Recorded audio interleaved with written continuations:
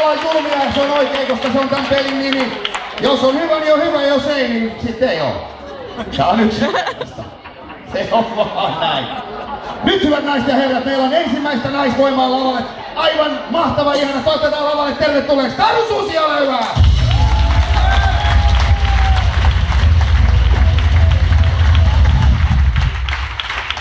Taru, 3, 2, 1, ole hyvä. Terve. Mä olin siskollani Oulussa ja mä löysin sieltä tällaisen lapun tietokonepöydältä. Ja tiedättekö, kun maailma turmelee viattoman pienen tytön mielen, siinä lapussa lukee virheet. Mä en tiedä, että mun siskon mies pelaa nettipokeria. Lapussa lukee oman käden yliarvostaminen. Vedä kuollutta. Vittu alkoi pelottaa.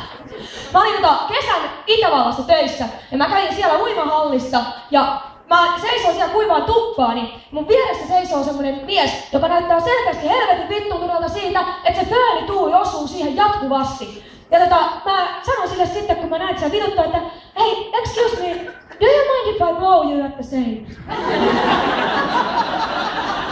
Don't worry, I'll make sure it ends up dry.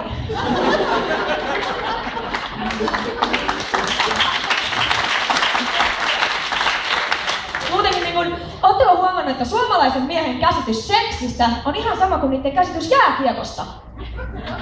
Mä perustelen tän teille. Nimittäin se suomalainen mies haastattelussa suomalaisessa seksivalistusohjelmassa, sieltä kysytään, että anteeksi, mikä on sinun käsitys hyvästä seksistä? Ja mä en huomaa, kun mä oon tiskaamassa, kun käppis kattoo sitä ohjelmaa, se vaihtaa kanavaa jääkiekon jälkihaastatteluihin. Mä oon tiskaamassa ja mä en huomaa tätä kanavan vaihdosta. Ja sieltä tulee vastaus siltä jääkiekon pelaajalta, että no, kun sinne päin roiskassa, jos se vahingossa sisään menee. Yhtä helvetin hyvältä sen tuntuu, vaikka se sinne väkisin runtoo. Ei mennä yli. Ei pelkästään miehen ja naisetkin. Siis ei me olla yhtään sen parempia. No ollaan. Mutta ei me olla yhtään sen parempia. Nimittäin naiset ja jääkiekko maalivahti. Ette tiedä mitään enempää samanlaista. Molemmat torjuu ihan tasan tarkkaan kaiken, mikä lähestyy. Ja jos ei torju, niin vittu sisään huppoo. Siinä verkot heiluu.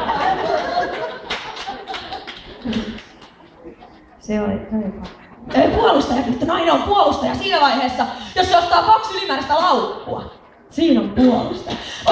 Tietääkö moni, mikä on perhostyyli? Taru Susi! 2:29, hyvä Taru!